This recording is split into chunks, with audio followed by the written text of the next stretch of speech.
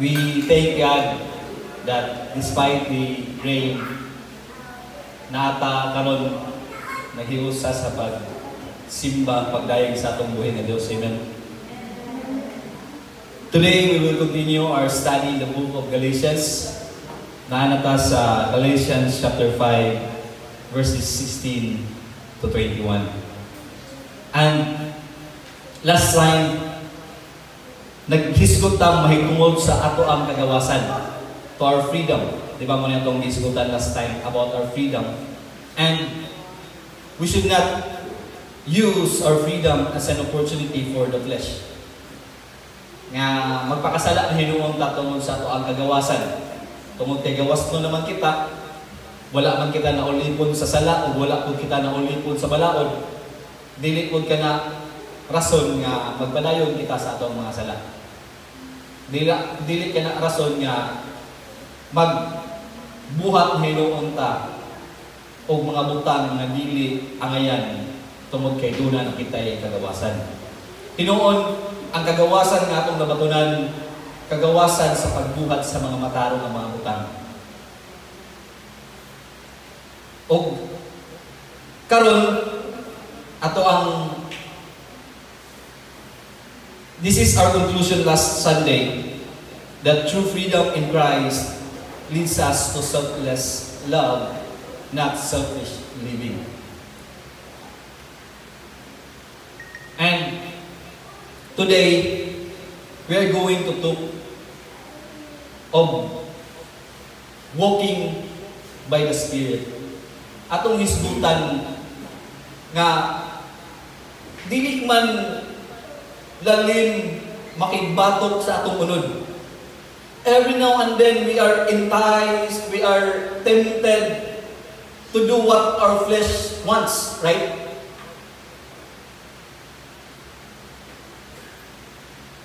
Dali ra kaayo ang pagbuhat sa mga butang nga iya sa atong unod. Tungod kay gawas sa kamatuoran nga luwas na kita, apan naa paghihapon kita sa kalibutan diin ang presensya sa sala anang apa. That's why sayon ra kaayo natong buhaton ang pagbuhat sa sala. Karon unsa may atong angay nga buhaton aron dili nato matagaan og oportunidad ang unod nga buhat sa mga butang nga dili iya sa Dios. Mao kini ang atong angayan nga buhaton. Maglakaw kita diha sa espiritu. And if we do this, mahimo gayud kitang mananaog sa ato ang unod. Nag-ingon ang pulong sa Dios. Galatians chapter 5 verses 16 to 21. But I say, walk by the Spirit, and you will not gratify the desires of the flesh. For the desires of the flesh are against the Spirit, and the desires of the Spirit are against the flesh. For these are opposed to each other, to keep you from doing the things you want to do. But if you are led by the Spirit, you are not under the law. Now the works of the flesh are evident: sexual immorality, impurity, sensuality, idolatry, sorcery, enmity, strife, jealousy, fits of anger, rivalries, dissensions, divisions, envy, drunkenness, orgies, and things like this.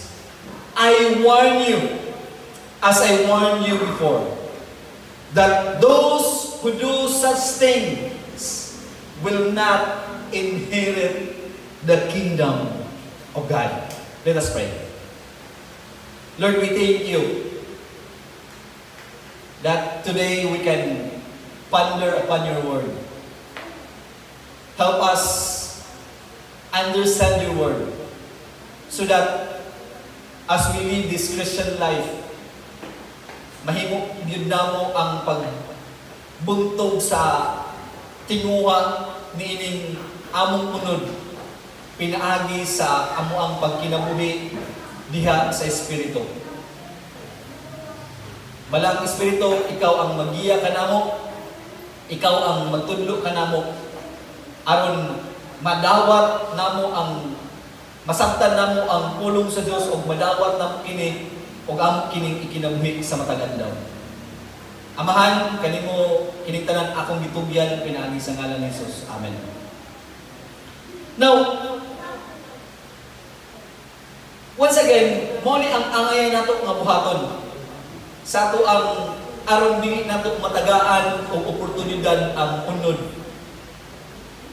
Aron dili ang atong unod maoy magpatuyang sa pagkinabuhi nato. First, we need to understand that there's a command to walk by the Spirit. Dunay sugo. Dunay sugo sa paglakaw diha sa Espiritu. According to verse 16, ang pulong sa Diyos na ingon, "But I say, walk by the Spirit, and you will not gratify the desires of the flesh." The word walk here, it is an imperative. When we say imperative, bot pasabot, it is a command. It is not a suggestion. It is not a statement, but a command that you should walk, that we should walk. And it is in present participle nga mode, bot pasabot, it is an ongoing, it is an continuous action. Ang paglakaw diha sa balaang Espiritu, it is not a one-time event. Nga, okay na itong kagahapon ay. Okay na, wala pag ito si Juan. Nagbantay na ito. It is not a one-time event. It should be a daily, matag adlaw nga pagkinabuhi nato. It should be by the Spirit. We should walk by the Spirit. Now, wala siya na ingon nga, stand by the Spirit. Nag-ingon siya, walk by the Spirit. Bot pasabot, there's emotion nga sa matag adlaw, galakaw ka. And the good thing there is the result. Muna yung pinakamaayo ang resulta kung maglakaw kita diha sa Espiritu. Well, of course, kung saan man nato maglakaw sa Espiritu, of course, first, luwas dapat ka. Nagtuo ta kang Kristo nga ato ang manluluwas. Nga siya nagpakamatay ka nato dito sa krus sa Kalbaryo. And after that, the Holy Spirit will come. Nganha kanimo. So, doon na yung pakibatok, kaya naabot ka sa unod. Kunya ang Espiritu nakasad nato. So later, may hisgutan din nato ang conflict between the flesh and the Spirit. But this time, there is a command to walk by the Spirit. If you consider o kung muang kunta nga kita luwas na o ang balang Espiritu aniya ka nato, then we should walk by the Spirit. And the result is, ningon sila, you will not gratify the desires of the flesh. Dili nimo mapatuyangan ang tinguha sa unod.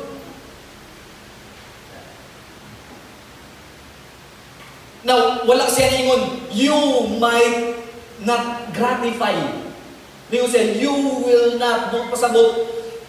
Maog yun ang resulta kung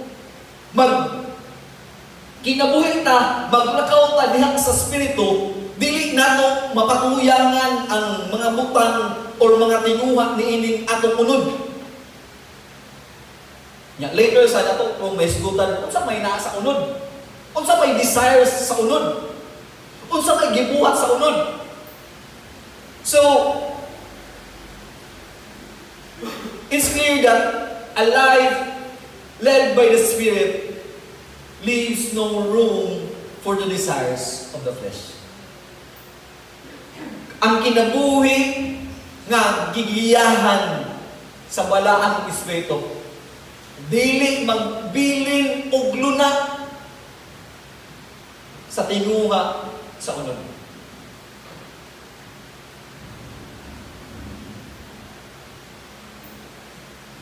So, this is what we should do in order for us not to use our freedom as an opportunity for our flesh.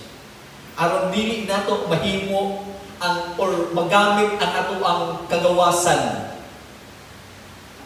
maghatag og oportunidad sa ato ang unod. Mao ang pagkinabuhi, paglakaw diha sa Espiritu. And how can we walk in the Spirit? Of course, first we need to read our Bible, study our Bible, listen to preachings. Mao ni siya ang pamaagi nga mahimo nato ang paglakaw diha sa balang Espiritu. Prayer, we need to pray. Musa man ang ato ang mga pagampo. Di ba? The Holy Spirit will guide us what to pray. Buto sa bot, masayod ta sa kung unsay kabuton sa Ginoo nga reka nato pinaagi sa pagampo. And of course, fellowship. Pinaagi sa atong mga pagtako. Kay diri mapadayag ang kabuton sa Dios nga hika nato. Again, sa akong ginaingon pa kanina, there's a conflict between flesh and spirit. Dunay conflict ang unod o ang spirito. Ningon ang verse 17, for the desires of the flesh are against the spirit.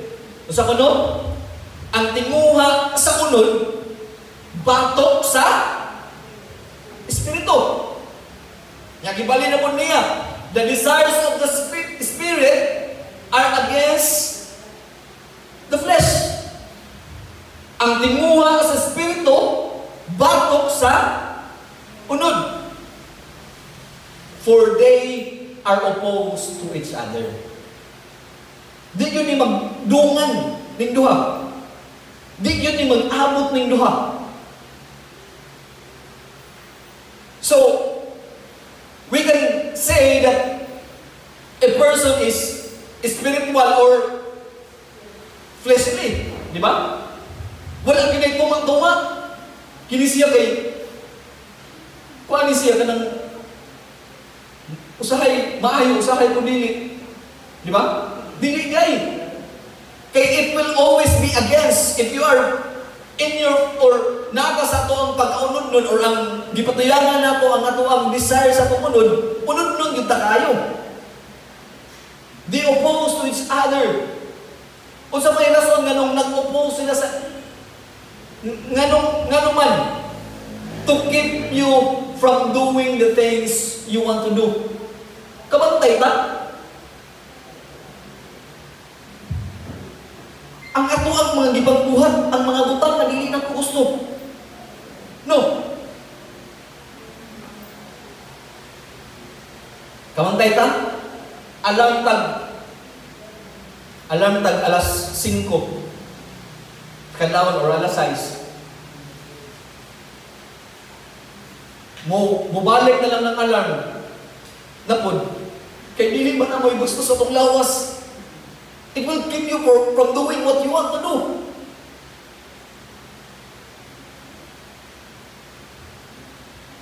Di ba? Kabalo magkita sa kamatuoran nga, nag-ingon manggaling si Kristo nga, kung sagpaon ka sa pikas, o sa ganito, ipasagpa mo ng pikas. No. Mao man ay kamatuoran nga atong nasairan. O mao po ato ang huna-huna nga gusto na itong buhaton. Pero during the actual event or nga panghitabo, kung sagpaon ka, kung sa may imong buhaton, haya-haya mag-ihatag din akong pikas. Di ba? It will keep us from doing what we want to do. Sa atong mga nasairan, tanawa. We always want to go to church every Sunday. But what does our body say to us? Kapuya ko eh. Di ba? Pahuway sa karon sunod Domingo na. Di ba? Pagkasunod Domingo, kaapoy, mangyapon, ay, kasabot lagi ang Ginoo. Di ba? It will keep us from doing what we want to do. That is our flesh. Unya, kung ato ning patuyangan ang atong unod, mao yun ang magpatigbabaw sa atong pagkinabuhi. Di ba? So, there's a continual battle. The Spirit leads us towards God's will. Ang balaang Espiritu naggiya nato padulong ngadto sa kabubuton sa Dios, o ang unod nagbira ka nato padulong nato sa sala. We can more understand this by imagining a picture of kanang duwa bitaw nga tag bar, kabalo man ano. The other one is the flesh and the other one is the spirit. Ang flesh nagbira ka nato padulong ngadto sa sala.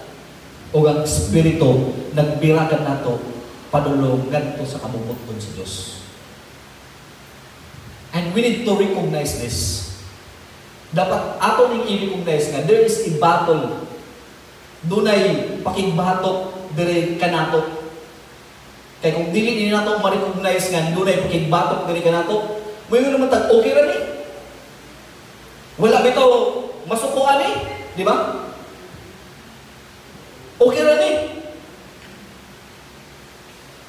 But if we recognize that there is a battle between the spirit and the flesh, then dili na nato tan-awon o i-evaluate ang atong kagalingon kung asa yun ang ato ang tagaan o pagtagad. Ang mga tinguha ba sa atong lawas o ang espiritu sa pinaagi sa pag-iyakan nato. Next is, we might be tempted or matintal kita nga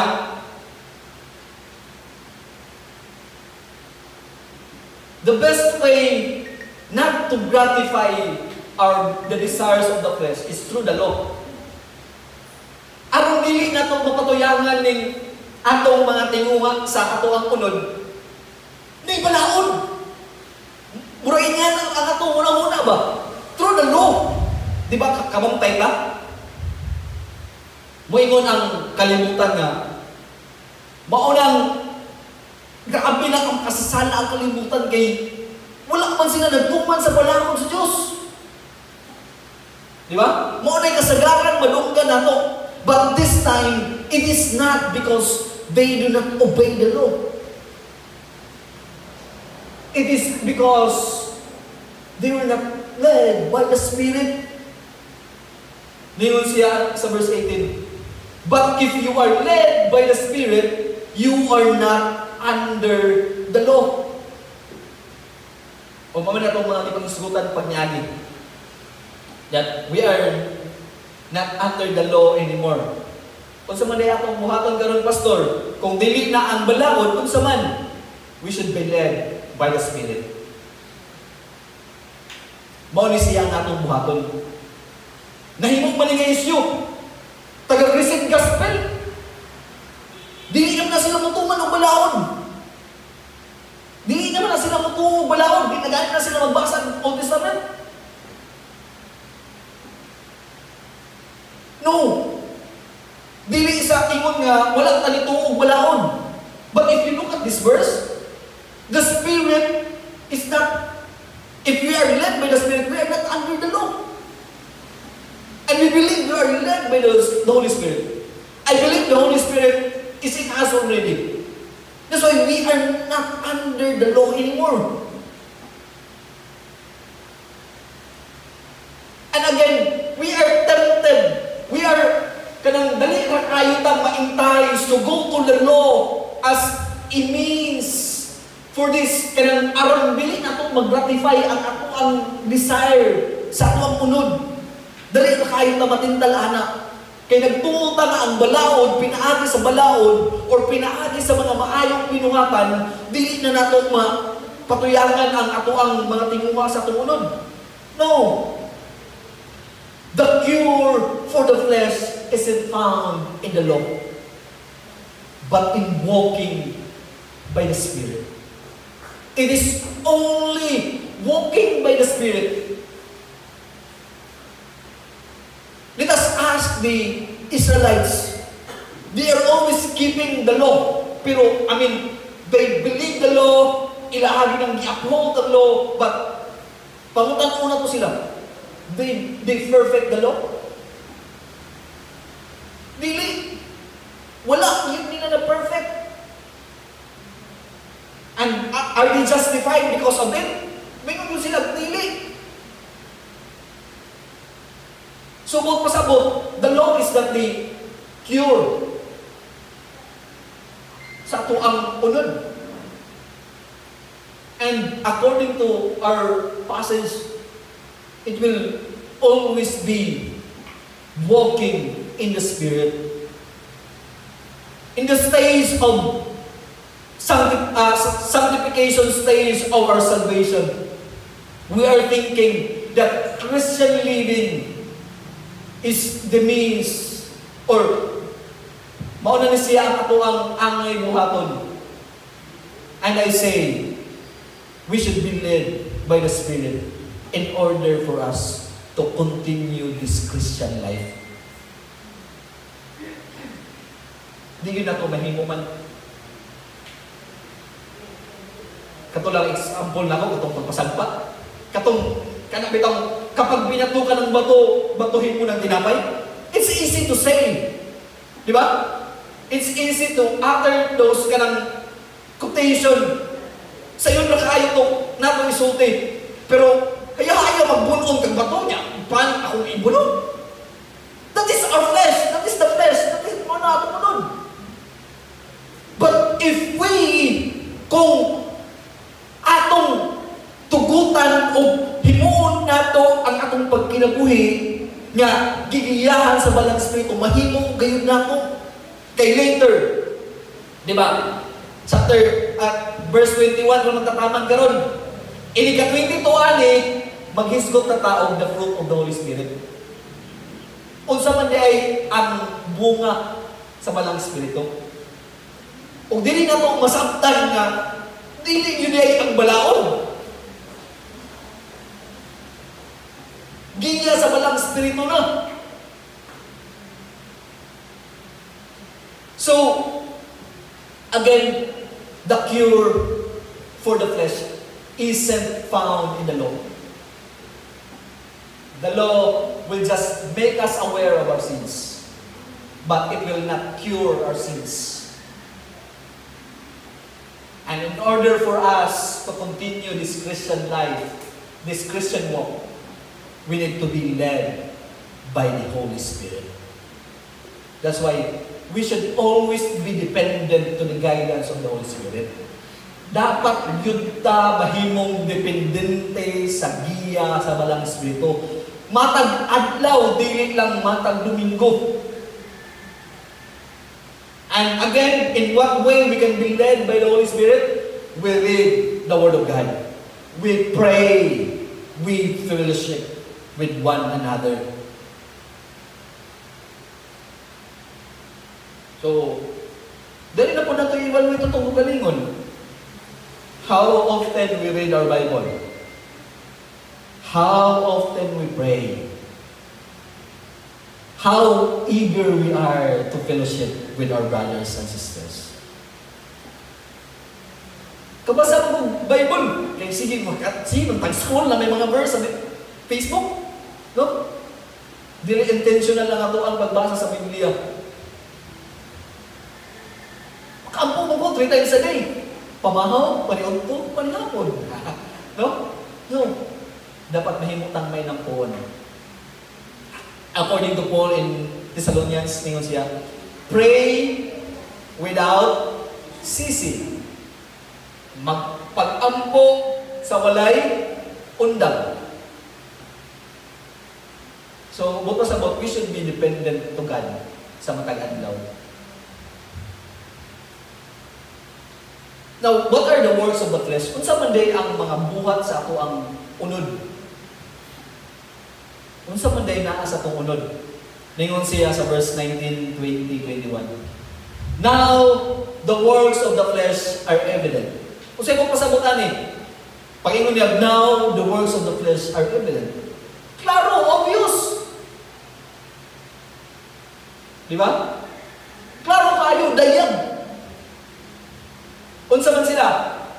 Sexual immorality, impurity, sensuality, idolatry, sorcery, enmity, strife, jealousy, fits of anger, rivalries, dissensions, divisions, envy, drunkenness, orgies, and things like this.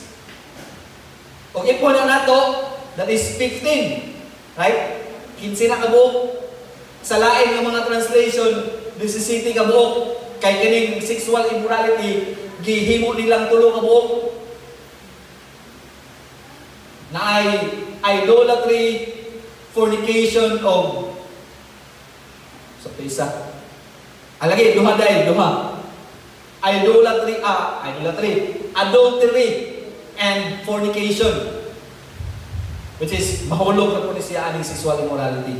Now, we can make a division category sa katong mga sala, kaning desire sa atong works of the flesh. Sexual sins, religious sins, relational sins of sins of exist. Sala sa kanang pagkadaghan na daw kanang greedy. Sa sexual sin, belong na diha ang sexual immorality, impurity, o sensuality. Now, what is sexual immorality?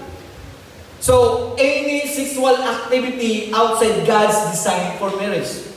So, premarital, dayon na kay asawa, lahi nga asawa imuhang o lahi nga bae imuhang ilaptan, man siya gitawag natong sexual immorality. Dayon usa pa may lain nga klase sa sexual immorality, kanang unnatural sex. Usa mo pasabot ana kanang laki sa laki, bae sa bae. That is unnatural, dili natural. Dayon impurity, so moral filth, impurity, kanang dili lang sa iyahang pagka-sexuality, sa iyahang kanang bitang iyahang pagpanghistorya.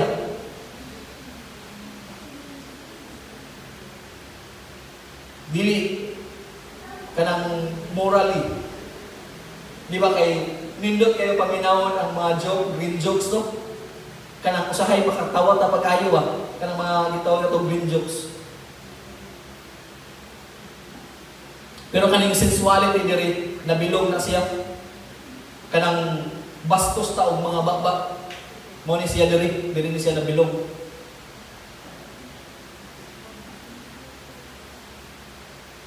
religious sins, manay siya idolatry. We all know what is idolatry. Idolatry is kanang worshiping anything or anyone other than God. So, nagsimba ta og lain or nagsimba ta gawa sa Dios. And we are just thinking kanang image may atong ginunahuna nga mao nay pagsimba or idolatry. No. Even ourselves, pwede na itong mahimo na ito og idol. Our work, mahimo na ito nga idol ang atong trabaho. Kwarta, pwede na ito mahimo nga idol ang kwarta. Ningon bitaw ang pulong sa Diyos na you cannot serve two masters. Kaya pwede na ito mahimo nga Diyos ang kwarta. Pwede na ito mahimong Diyos atong balay. May mabilin sa balay. Huwag may mabantay sa balay. Hindi na lang ka maghimong balayan ito, kaya arong balay bantayan. Kung tag-irowal niya, kaya arong mabantay sa balay, pero di na hingong takalak to, kaya may mabantay sa iro, pero hingaan na ang dating.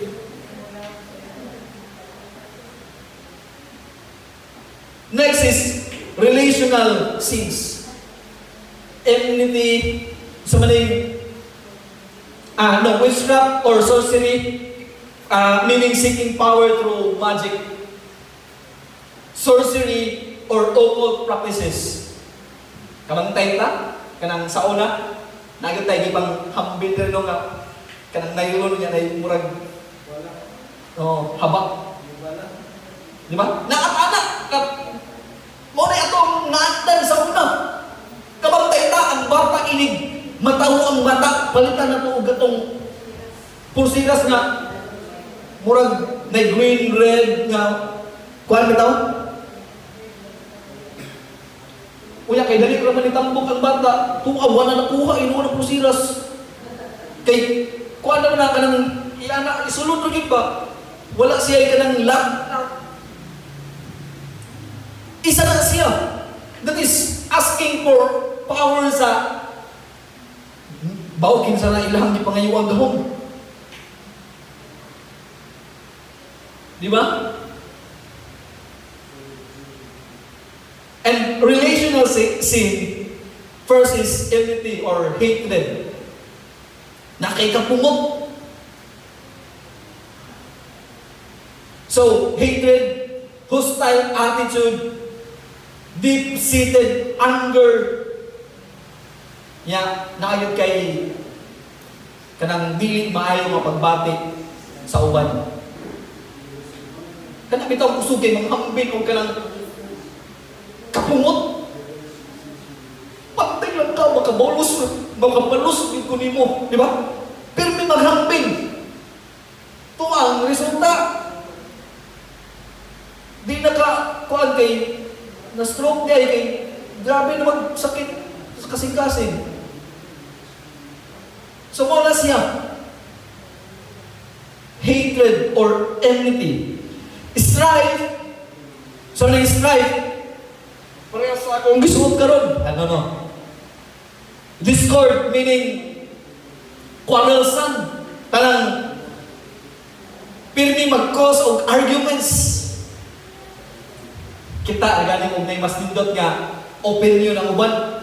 Di man na mao. Magsiging nga na, baka ng permi, negative ito. Magsiging mo ko, siya o ka ng away. Kung saan ka ayaw nga tao, kaning strife. Jealousy. Kung ang imong balay, way bintana, wala mo jealousy. Jealousy, so it means resentment when others have what you want. Kana bitaw, ako manuntaan ko, ako ginuntaan, makaan ko na to. Kana ingana mo na si resentment, ka ng jealousy. Gatuo tao ka ng jealousy, ka ng naibog, ka ng nindot ra ka kaibog, dili. Ka ng naibog ka, kay, look, Dili mo na si Amayan, anak, kanang itong nganak daw. Di ko si Amayan. Nindo kay sinina. Mas Amayan ko kung ako'y nagsuot, anak. Kanang itong nganak ba? Wala sa jealousy.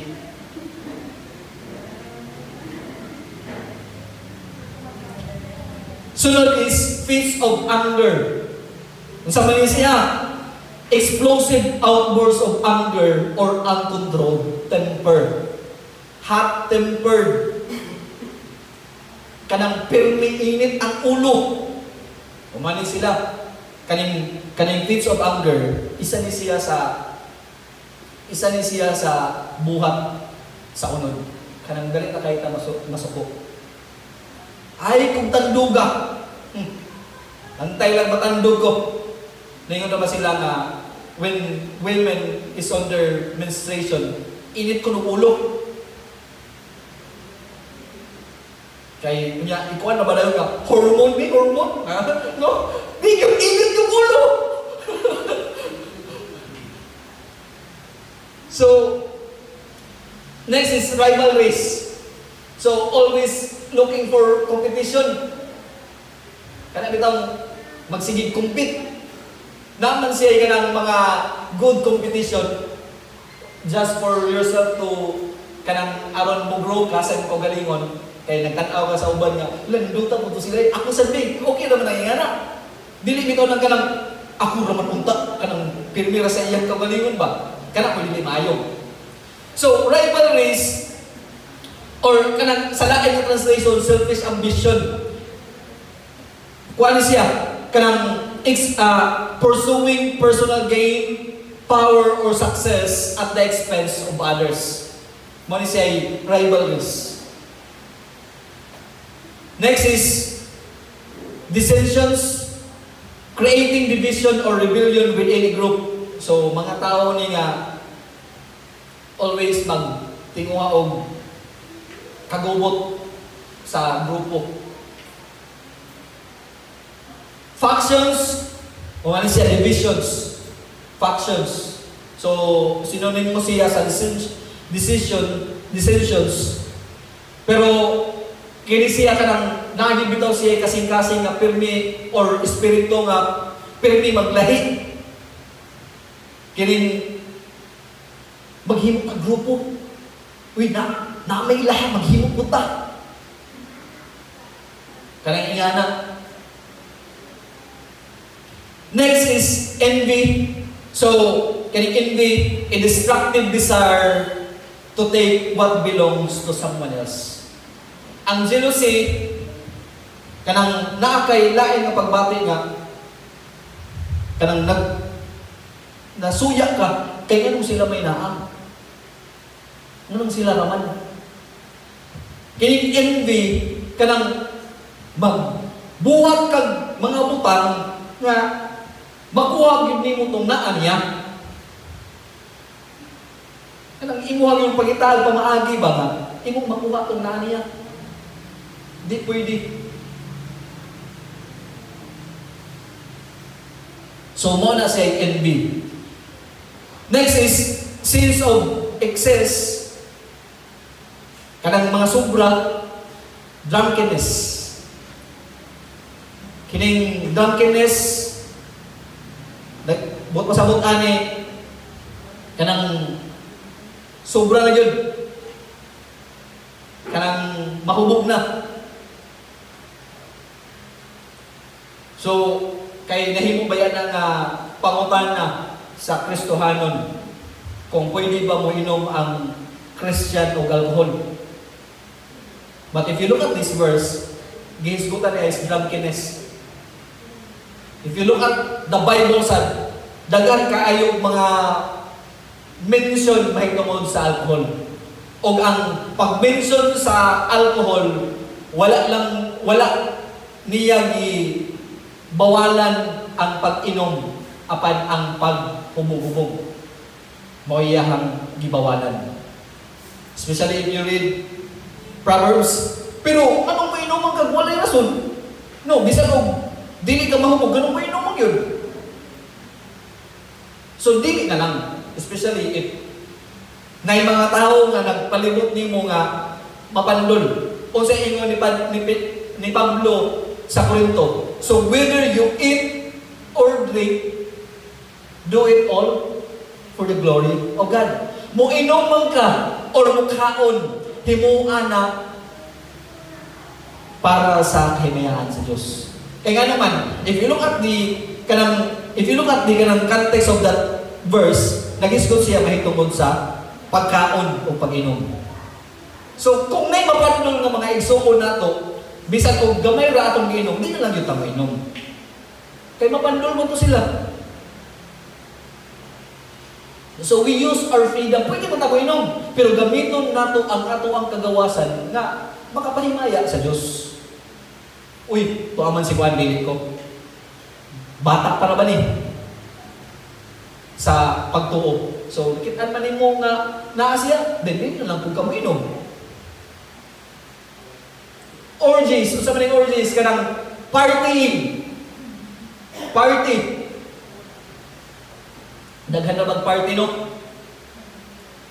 Kita, Christmas party ta. Maghimo ta og mga anniversary party, Thanksgiving party.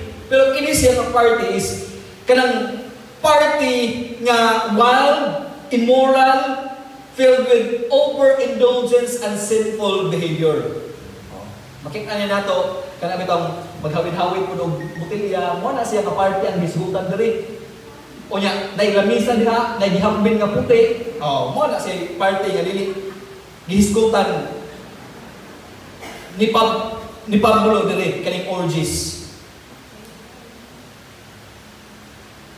O niya, sa unang panahon, mukonekta po ni siya, kaning party or orgies diri, mukonekta po ni siya sa sexual immorality.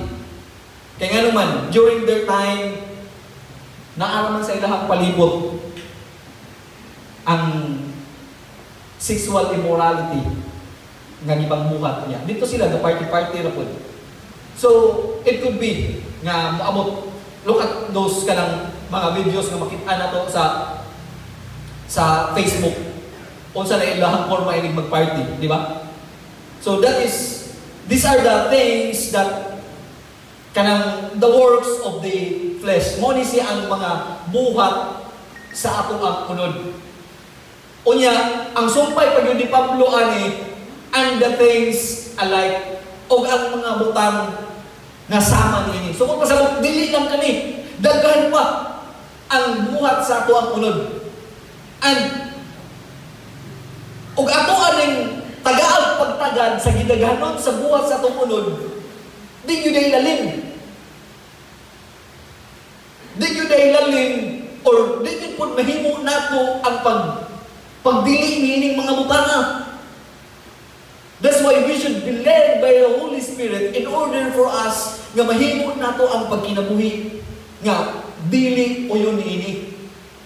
Nga pagkinabuhi dili sama niining mga butanga. Eh, di man nila ito kaya. Di ba?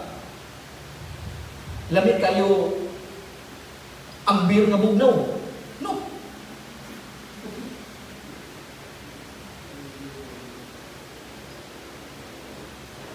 Ang ato ang kaugalingon, usahay, mahimo na itong Diyos. Kwarta. Okay. Kasayang mo yung Domingo.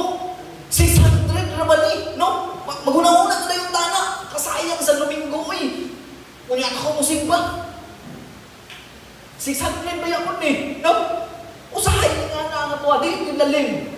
That's why we need the Holy Spirit. Kinahanglan nato ang balang Espiritu. Aron mudaog gyud kita batok niining mga buhat sa atong unod.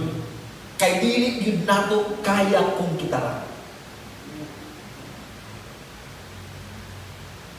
Dunay danger. There is a danger and ato kung tan-awon ang destiny sa mga nagbuhat niining mga butana. Ningon siya, I warn you. Sa Bisaya, warn galing. Giwarningan mo na ko. Grabe yung Bisaya. Giwarningan mo na ko. Sama sa akong pag-warning kaninyo kaniadto.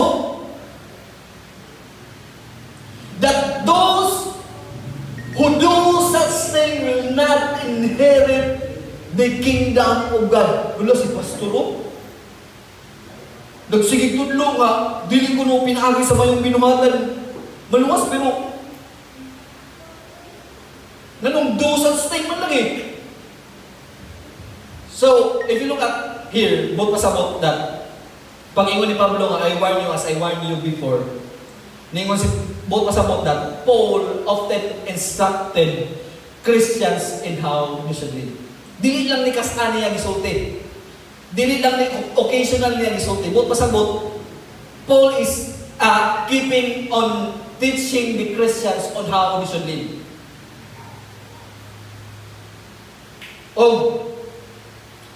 dili po both pasabot nga, dili pinaagi sa mga butang kamaluwas. Nasayon si Pablo nga, naluwas kita, pinaagi sa grasya, tungod sa grasya, pinaagi sa buhat ni Kristo lamang. Di ba? Mga giniato ang nasayran, mahitungod sa pulong sa Diyos. Apan, if you look at this verse, it is seemingly that through works we can be saved. Pero tan-aw ni mo diri kanang giingon niya, those who do kanang do diha, that is i-practice sa lain nga translation, practice both pasabot, it became their lifestyle.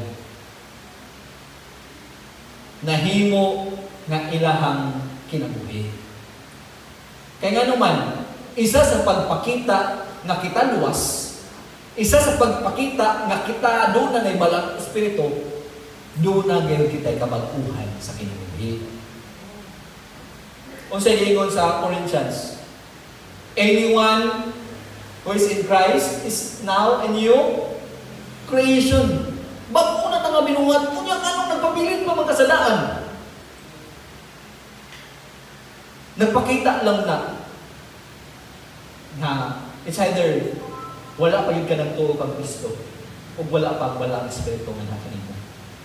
Kaya ang tinuod nga tao nga nakabaton sa kaluwasan, doon ay kabaguhan. Dili ta magpabilin o wala ta nagpabilin sa ato ang mga sala.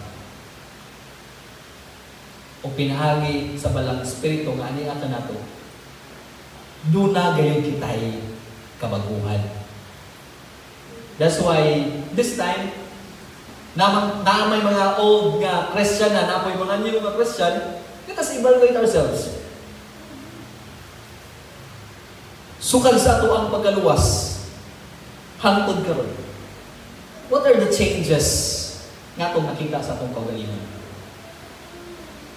Sa una, masuko. Dalit naman ko kayong masuko. Karon kay masuko, maghapon ko, pero dili na. Kayo. Sa una, grabe nang nanglista sa akong utang dito sa tindahan kay. Lami man kayong mugnaw mo, Mir. Pero karon kay lista na sa bugas. Let us evaluate ourselves. Atong i-evaluate atong kagalingon. If there's a change in us, doon na ba'y kabaguhan sukad sa ato ang pagdawat ng Kristo hangtod karon? Kaya kung wala ganing kabaguhan nga rin nato,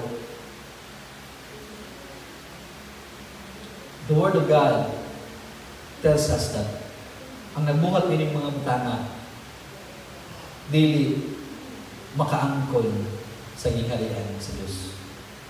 Magpasabot, wala pa rin nakapaton sa kinabuhin, walay katapusan. Wala pa rin nakapaton sa kaluwasan. Kaya ang tinuod na luwas, doon na gayoy kabaguhan sa kinabuhi. Sa una, grabe kong babairogin ko. Sige. Pero karon si Kristo naman ang huwang giyaw-yaw. Okay, kanamoy nindot ka kabaguhan. So, a lifestyle of unchecked sin is evidence of an unchanged heart. And an unchanged heart won't inherit eternal life. Muna ito ang dapat sayran. Ang lifestyle nga wala na bago, ebidensya nga sa kasing-kasing nga wala na bag-o. O ang kasing-kasing nga wala na bag-o, dili maka-inherit sa gingharian sa Diyos. That's why change should be evident in us. Tungod kay mao kini ang timaynahan nga kita luwas. So to end this, victory over the desires of the flesh comes not through the law. Ako gining balik-balikon nga ang kadaugan nato sa tinguha sa tumunod dili kini magikan pinaagi sa balaod. Kundi mahimo lamang kini by walking in the Spirit. Pinaagi sa paglakaw diha sa balang Espiritu. Nga naghatag ka nato kusog, who empowers us to live a new life that reflects our inheritance in the kingdom of God. Once again, let us walk this life. Let us live this life by the Spirit. Let us be dependent to the guidance of the Holy Spirit that is in us. And we can only do this if we study the Word of God, if we pray, and if we fellowship with one another. Mayo